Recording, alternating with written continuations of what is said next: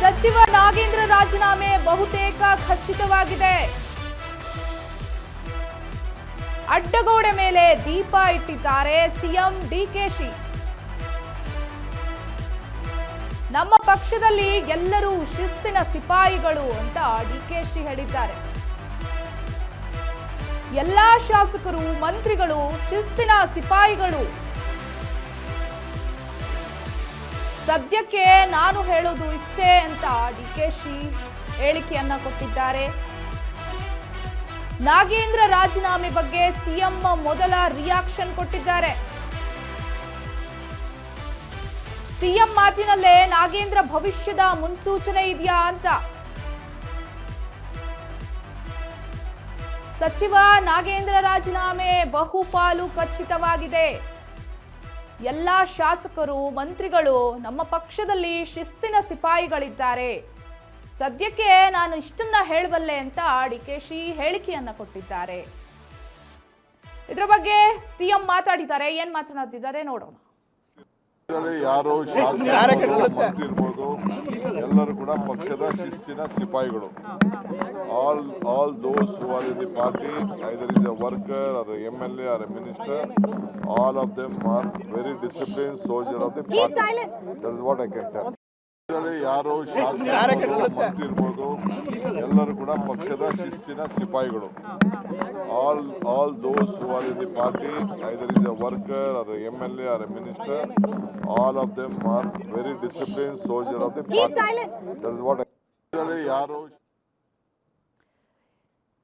S Joel, ಈಗ CM DK Shivakumar ಅವರು reaction ಅನ್ನ ಕೊಟ್ಟಿದ್ದಾರೆ ಸಚಿವ ನಾಗೇಂದ್ರ ಅವರ ಒಂದು ರಾಜೀನಾಮೆಯ ವಿಚಾರಕ್ಕೆ. ನಮ್ಮ ಪಕ್ಷದಲ್ಲಿ ಎಲ್ಲರೂ ಶಿಸ್ತಿನ ಸಿಪಾಯಿಗಳು, ಇಷ್ಟನ್ನ ನಾನು ಹೇಳಬಲ್ಲೆ ಅಂತ ಹೇಳಿದ್ದಾರೆ. ಇದರ ಅರ್ಥ ಏನು ಅಂತ ಜೋಯಲ್? ಖಂಡಿತ ರಾಶಿಕಾ, ಒತ್ತಡಗಳು ಅಷ್ಟು ಹೆಚ್ಚಾಗಿದೆ ಅಂತ ಇಲ್ಲಿ ಸಂಪೂರ್ಣವಾಗಿ ಅರ್ಥ ಮಾಡ್ಕೊಳ್ಬೇಕಾದಂತ ವಿಚಾರ. ಯಾಕೆ ಅಂತಂದ್ರೆ ಇಲ್ಲಿ ಬಿಜೆಪಿ ಹಾಗೂ JDS ಏನು ವಿಪಕ್ಷಗಳೇನಿದಾವೆ ಮುಗಿಬಿದ್ದಿದ್ವು ಅಂತ ಅಧಿವೇಶನವನ್ನೇ ಒಂದು ಕಡೆ ಸೈಡ್ ಲೈನ್ ಮಾಡಿ ನಾಗೇಂದ್ರ ಅವರ ರಾಜೀನಾಮೆಗೆ ಆಗ್ರಹಿಸಿದ್ರು. ಅದೇ ನಿಟ್ಟಿನಲ್ಲಿ ನಾಗೇಂದ್ರ ರಾಜೀನಾಮೆಯನ್ನು ನೀಡೋಕ್ಕಾಗಿ ಸ್ವತಃ ಅವರೇ ಒಂದು ಯೋಚನೆಯನ್ನ ಮಾಡ್ಕೊಂಡಿರುವಂಥದ್ದು. ನಾನು ರಾತ್ರಿ ಇಡೀ ಯೋಚನೆ ಮಾಡಿದ್ದೀನಿ, ಆ ನಿಟ್ಟಿನಲ್ಲಿ ಈ ಒಂದು ನಿರ್ಧಾರವನ್ನ ಕೈಗೊಳ್ತಾ ಇದ್ದೀನಿ. ತಾವು ಏನಾದರೂ ಇದಕ್ಕೆ ಓಕೆ ಅಂತಂದ್ರೆ ನಾನು ಕೂಡ ರಾಜೀನಾಮೆ ನೀಡ್ತೀನಿ ಅನ್ನುವಂಥ ವಿಚಾರವನ್ನ ಸ್ವತಃ ನಾಗೇಂದ್ರ ಅವರು ಸಿಎಂ ಡಿಕೆ ಶಿವಕುಮಾರ್ ಅವರಿಗೆ ಫೋನ್ ಕರೆ ಮೂಲಕ ತಿಳಿಸಿರುವಂಥದ್ದು. ಡಿಕೆ ಶಿವಕುಮಾರ್ ಕೂಡ ಏನು ಸದ್ಯಕ್ಕೆ ಕಾದ್ ನೋಡೋಣ ಏನಾಗುತ್ತೆ ಅಂತ ಹೇಳಿ ಮುಂದೆ ನೋಡೋಣ ಅನ್ನುವಂಥ ಒಂದು ಭರವಸೆ ನೀಡಿದ್ದಾರೆ. ಆದರೆ ಇಲ್ಲಿ ಸರ್ಕಾರ ಸದ್ಯಕ್ಕೆ ಏನು ಅಧಿವೇಶನದ ಸಮಯದಲ್ಲಿ ತಲೆ ಕೆಡಿಸ್ಕೊಳ್ಳದಂಥ ಸರ್ಕಾರ ಒಂದು ಕಡೆ ಬಿಜೆಪಿ ಪಾದಯಾತ್ರೆಯನ್ನು ಘೋಷಿಸಿದ ಬಳಿಕ ಹಾಗೇನೆ ನಿನ್ನೆ JDS ನಿಯೋಗ ಕೂಡ ಸರ್ಕಾರದ ಮುಖ್ಯ ಕಾರ್ಯದರ್ಶಿಯವರಿಗೆ ಮನವಿಯನ್ನು ನೀಡಿದ್ರು. ಆ ಬಳಿಕ ರಾಜ್ಯಪಾಲರಿಗೂ ಕೂಡ ಏನು ನಿಖಿಲ್ ಕುಮಾರಸ್ವಾಮಿ ಹಾಗೇನೆ ಸುರೇಶ್ ಬಾಬು ಸೇರಿದಂತೆ ಎಲ್ಲರೂ ಏನು JDS ನವರು ಸೇರಿ ಒಂದು ಮನವಿಯನ್ನ ಸಲ್ಲಿಸಿದ್ರು. ಈ ನಿಟ್ಟಿನಲ್ಲಿ ರಾಜ್ಯ ಸರ್ಕಾರ ನಿರಂತರವಾಗಿ ಬರ್ತಾ ಇರುವಂತಹ ಇಂಥ ಒಂದು ಟೀಕೆ ಟಿಪ್ಪಣಿಗಳಿಂದ ಎಲ್ಲೋ ಒಂದು ಕಡೆ ಸರ್ಕಾರಕ್ಕೆ ಡ್ಯಾಮೇಜ್ ಆಗುತ್ತೆ, ಪಕ್ಷಕ್ಕೂ ಕೂಡ ಡ್ಯಾಮೇಜ್ ಆಗುತ್ತೆ. ಇದು ಈಗ ಮಾತ್ರ ಅಲ್ಲ, ಮುಂದಿನ ಚುನಾವಣೆ 2028ರ ಚುನಾವಣೆಗೂ ಕೂಡ ಡ್ಯಾಮೇಜ್ ಆಗುತ್ತೆ ಅನ್ನುವಂಥ ವಿಚಾರಗಳನ್ನ ಪರಿಗಣನೆಗೆ ತೆಗೆದುಕೊಂಡು ಇದೀಗ ಈ ಒಂದು ನಿರ್ಧಾರಕ್ಕೆ ಮುಂದಾಗ್ತಾ ಇರುವಂಥದ್ದು.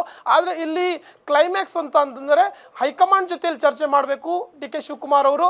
ಆ ಬಳಿಕ ಹೈಕಮಾಂಡ್ ಏನು ಸೂಚನೆ ನೀಡುತ್ತೋ ಆ ಒಂದು ಕ್ರಮವನ್ನ ಕೈಗೊಳ್ಳುತ್ತೆ. ಹೀಗಾಗಿ ಇಲ್ಲಿ ನಾಗೇಂದ್ರ ಅವರ ನಿರ್ಧಾರ ಮಾತ್ರ ಫೈನಲ್ ಆಗಲ್ಲ. ಇನ್ನೊಂದು ಕಡೆ ನಾನು ಹೇಳ್ತಾ ಇದ್ದೆ, ಮೊದಲೇ 1.5 ತಿಂಗಳ ಬಳಿಕ ಅಷ್ಟೊಂದು ಸಮಯ ಕಾಯುವಿಕೆಯ ಬಳಿಕ 2ನೇ ಪಟ್ಟಿಯನ್ನು ಬಿಡುಗಡೆ ಮಾಡಿದ್ರು.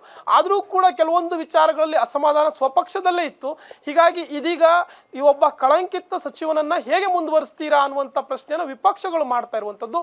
ಇಂಥ ಒಬ್ಬ ಸಚಿವನನ್ನ ಮುಂದುವರಿಸಿದ್ರೆ ನಿಮಗೆ ಮಾತ್ರ ಅಲ್ಲ, ವಿಪಕ್ಷಗಳಾಗಿ ನಮಗೂ ಕೂಡ ಕೆಟ್ಟ ಹೆಸರು. ನಾವು ಪ್ರಶ್ನೆಯನ್ನು ಮಾಡ್ತಾ ಇಲ್ಲ, ಈ ರೀತಿಯಾದಂತಹ ಒಂದು ಭ್ರಷ್ಟಾಚಾರ ಇರುವಂತಹ ಒಬ್ಬ ಸಚಿವನನ್ನು ಮುಂದುವರಿಸಿದ್ರೆ ಅದು ನಮಗೂ ಕೂಡ ಕೆಟ್ಟ ಹೆಸರು ಅನ್ನುವಂಥ ವಿಚಾರಕ್ಕೆ ಇದೀಗ ವಿಪಕ್ಷಗಳು ನಿರಂತರವಾಗಿ ಪಟ್ಟು ಬಿದ್ದಿರುವಂಥದ್ದು. ಹೀಗಾಗಿ ಕಾದ್ ನೋಡಬೇಕಾಗುತ್ತೆ. ಪಾದಯಾತ್ರೆ ಇರುವಂಥದ್ದು ಇನ್ನು ಕೆಲವು ದಿನಗಳಿದೆ. ಸೆಪ್ಟೆಂಬರ್ 1ರಿಂದ ಪಾದಯಾತ್ರೆ ಶುರು ಆಗುತ್ತೆ. ಹೀಗಾಗಿ ಅಷ್ಟರ ಒಳಗಡೆ ಈ ಒಂದು ನಿರ್ಧಾರವನ್ನ ಏನು ಡಿಕೆ ಶಿವಕುಮಾರ್ ಅವರು ಇರ್ಬೋದು, ಹೈಕಮಾಂಡ್ ಇರ್ಬೋದು ಕೈಗೊಳ್ಳುತ್ತಾ ಕಾದ್ ನೋಡಬೇಕಾಗುತ್ತೆ. ಈ ನಿಟ್ಟಿನಲ್ಲಿ ಸತತ 2ನೇ ಬಾರಿಗೆ ಈ ಒಂದು ಅವಧಿಯಲ್ಲಿ 2ನೇ ಬಾರಿಗೆ ಏನು ಸಚಿವ ನಾಗೇಂದ್ರ ಅವರ ತಲೆದಂಡ ಆಗುತ್ತಾ, ಅದು ಕೂಡ ಒಂದೇ ಒಂದು ಪ್ರಕರಣದಲ್ಲಿ ಮತ್ತೆ ತಲೆದಂಡ ಆಗುತ್ತಾ ಅನ್ನುವಂಥದ್ದು ನಮ್ಮ ಮುಂದಿರುವಂತಹ ಪ್ರಶ್ನೆ ರಾಶಿಕಾ. ಓಕೆ ಜೋಯಲ್, ಧನ್ಯವಾದ ತಮ್ಮೆಲ್ಲ ಮಾಹಿತಿಗಾಗಿ.